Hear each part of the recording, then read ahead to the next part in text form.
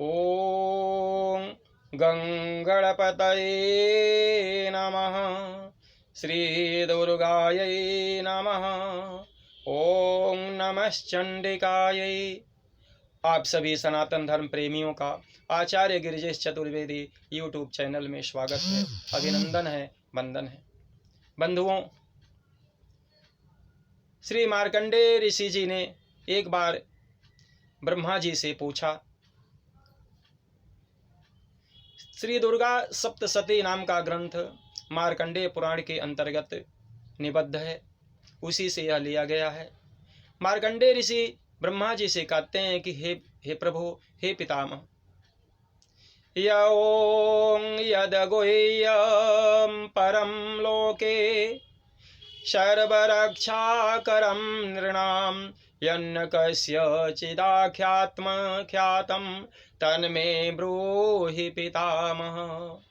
हे पितामह, हे ब्रह्मा जी, आप सभी प्राणियों की रक्षा के लिए, सबके कल्याण के लिए कोई ऐसा उपाय बताइए जिसके करने से सभी प्राणियों की रक्षा हो। ब्रह्मा जी ने कहा, अस्ति गुह्यतमं विप्र सर्वभूतोपकारकं दिव्यास्तु कवचं पुण्यं तच्छृणुष्व महामुने। हे ऋषिवर, एक परम गोपनीय जो आपके सामने मैं प्रकाशित करता हूँ, बता रहा हूँ, देवी कवच। इस देवी कवच का पाठ करने से मनुष्य सभी प्रकार के आपत्तियों से, विपत्तियों से उसकी रक्षा होती है। कवच के पाठ करने वाले को, कवच धारण करने वाले को हृदय में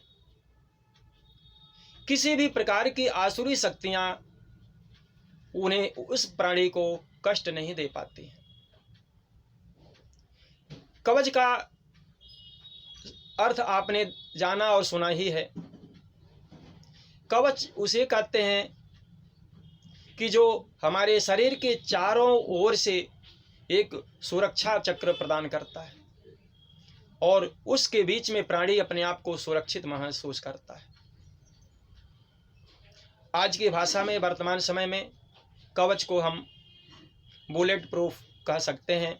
bullet proof jacket, bullet proof गाड़ियाँ, इससे भी ये तो सामान्य है, मनुष्य के द्वारा निर्मित है। और यह जो देवी का कवच है, यह मंत्रों के प्रभाव से निर्मित है, दिव्य गुणों से युक्त है। इसका सुरक्षा का कवच, इसका सुरक्षा चक्र किसी भी तरह से भेदा नहीं जा सकता। इसमें देवी के दिव्य गुणों के, दिव्य नामों के द्वारा मनुष्य के, प्राणी के सभी अंगों में देवी की प्रार्थना की जाती है कि हे देवी, हमारे सभी अंगों की आप जो है अनेक अनेक नाम जो देवी के हैं उनसे प्रार्थना की जाती है, आप उनकी रक्षा करें। उसमें अंगों में देवी का वास कराया जाता है। जो अंग अवशेष रह जाते हैं नामों से, देवी उनकी स्वतः ही रक्षा करती है। तो एक दिव्य आभा मंडल, एक दिव्य सुरक्षा कवच हमारे शरीर के चारों ओर तैयार हो जाता है, जो हमारी रक्षा करने के लिए पर्याप्त होता है। ये यहाँ इतना ही नहीं, किसी भी प्रकार का कोई कवच का धारण करने वाले व्यक्ति को कोई यंत्र, कोई मंत्र, कोई आविचारिक प्रयोग, ग्रहों की बाधा उसे बाधित नहीं करती, उसे वह मार नहीं सकती, उसे दुख नहीं पहुंचा सकती। भाग्य में प्रारब्ध के अनुसार जो सुख और दुख है उसे तो प्राणी को भोगना ही पड़ता है। अपने कर्मों का जो अवशेष भाग प्रारब्ध है उसे तो भोगना ही पड़ेगा, परंतु किया कराए का असर, किसी भी प्रकार का प्रयोग, आभिचारिक प्रयोग, वह आपको परेशान नहीं करेगा, आपको कष्ट नहीं पहुंचा सकेगा। जो देवी कवच का पाठ करता है, हृदय में धारण करता है।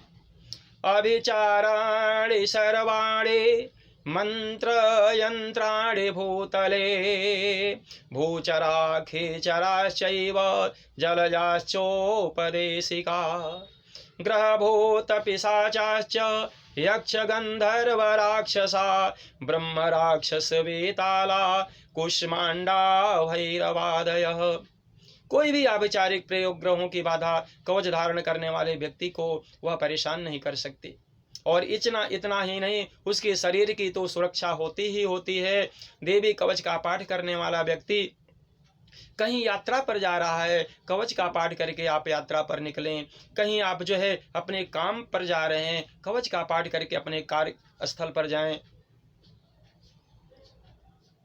तो इस प्रकार से कवच का त्रिकाल संध्या, त्रिकाल में पाठ करने वाला व्यक्ति देवी के गुणों से युक्त होकर के, देवी का परम प्रिय बन करके देवी की कृपा का पात्र बनता है। और देवी उसे जो कुछ भी वह प्राणी चाहता है, यम यम यम चिंतयते कामम तम तम प्राप्नोति निश्चितम। जो भी वह कामना करता है, उसे वह वस्तुओं को देवी प्रसन्न होकर के प्रदान करती है। और अंत में अपने दिव्य धाम को, मोक्ष की प्राप्ति कराती है, जो जीव का, प्राणी का जन्म लेने का परम उद्देश्य है। तो इस प्रकार से कवच का पाठ अवश्य ही करना चाहिए। कवच का पाठ करने से प्राणी सभी प्रकार से सुरक्षित होता है।